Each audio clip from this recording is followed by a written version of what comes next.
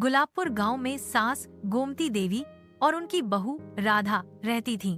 गोमती देवी हर रोज ताने देती, राधा तुम्हें काम करना नहीं आता, रोटियां जल जाती हैं, झाड़ू सही नहीं लगता और सब्जी में हमेशा नमक कम पड़ता है।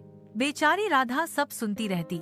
एक दिन सफाई करते करते उसे घर के पुराने कमरे में एक धूल भरी अलमारी मिली। जैसे ही उसने खोला, उसमें से चमक निकली और एक जादुई परी प्रकट हुई।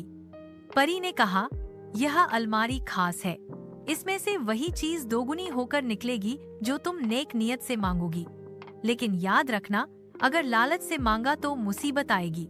राधा ने सोचा, चलो चावल मांग कर देखती हूँ। उसने धीरे से कहा, थोड़े चावल चाहिए, और देखते ही देखते अलमारी से पूरा कटोरा चावल निकल आया। धीरे धीरे राधा अलमारी का इस्तेमाल सिर्फ घर की जरूरत और गांव वालों की मदद के लिए करने लगी। किसी की दवा खत्म हो जाए तो अलमारी से मिल जाती, किसी की शादी हो तो अलमारी से दोगुने कपड़े निकल आते। सास ने यह सब देखा और बोली, बहू तो सबकी मदद कर रही है, अब मुझे भी सोना चांदी मांगकर देखना चाहिए। उन्होंने अलमारी खोली और कहा, मुझे ढेर सारा सोना चाहिए। लेकिन अलमारी से सोना नहीं निकला, बल्कि लोहे के सांप निकल पड़े।